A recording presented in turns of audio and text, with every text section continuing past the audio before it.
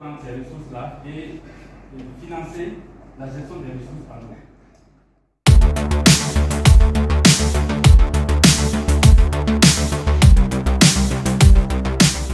Beaucoup de choses ont déjà été faites. En réalité, il faut voir déjà même la vision, parce qu'avant, l'utilisation des ressources en eau était faite de façon sectorielle. Mais le gouvernement du Burkina Faso a vu que cela n'allait pas être vraiment pérenne. Donc il a décidé de faire ce qu'on appelle une concentration, une gestion par bassin versant. Donc on a déjà changé la vision de gérer la ressource en eau. Ça, c'est un premier pas. Le deuxième pas, on a mis en place des institutions, ce qu'on appelait les agences de l'eau. Et chaque agence de l'eau, au nombre de 5, est située dans ce qu'on appelle des espaces de compétence. Et ces structures-là opérationnalisent ce qu'on appelle la gestion intégrée des ressources en eau. Grâce à ces structures, beaucoup de choses sont réalisées. Vous l'avez certainement suivi dans mon discours tout à l'heure. Et au niveau de l'agence de l'eau d'Idaco, on a pu faire ce qu'on appelle des concertations de tous les acteurs pour leur montrer la nécessité de s'accorder et pour bien gérer la ressource en eau. Sinon, on court à notre perte à tous. Au-delà de ça, on a réalisé ce qu'on appelle des ouvrages d'eau potable.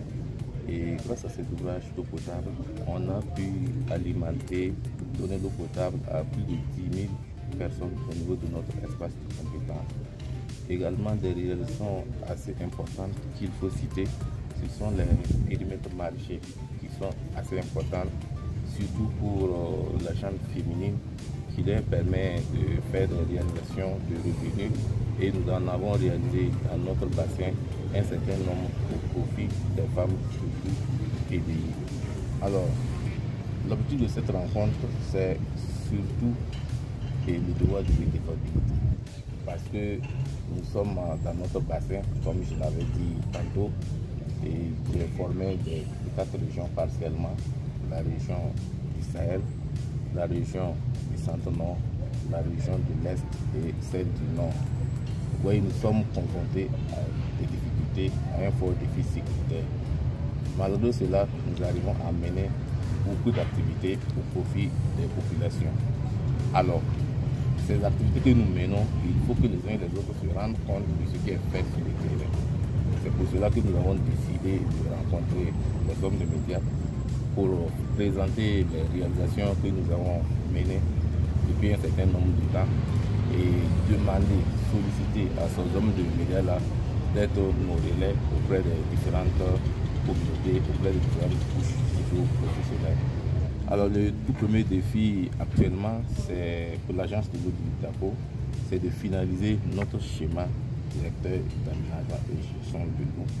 Alors le stage, c'est le document d'orientation qui permet à l'agence de l'eau de mieux camper le décor afin de pouvoir faire des réalisations de façon conforme aux orientations nationales. Donc nous avons commencé le processus et nous pensons que d'ici la fin de l'année, nous allons adopter ce schéma d'aménagement de gestion de l'eau. Et le deuxième défi, c'est toujours continuer à mobiliser les différents acteurs autour de l'idéal qui est la protection de la ressource en eau.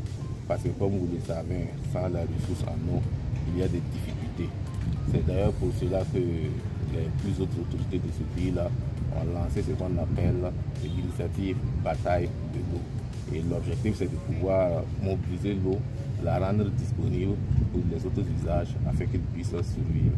Alors, les différents acteurs en ce qui concerne la gestion des ressources en eau, j'allais dire, c'est transversal. Il faut parler de l'État, des services techniques concentrés. Il faut également citer les collectivités territoriales, mais sans oublier un collège non moins important, c'est le collège des usagers qui est composé des associations, des ONG, et tout autres acteurs, en tout cas intéressés par la question de la ressource en eau. Alors pour le financement de nos activités, comme je l'ai dit tantôt, il faut saluer en tout cas nos défensiers qui ont réfléchi et occupé la mobilisation des ressources endogènes qu'on a dénommé la contribution financière en matière d'eau. Donc avec cette mobilisation des ressources issues des différentes assujettis, nous arrivons à couvrir 80% de nos activités au niveau de notre bassin.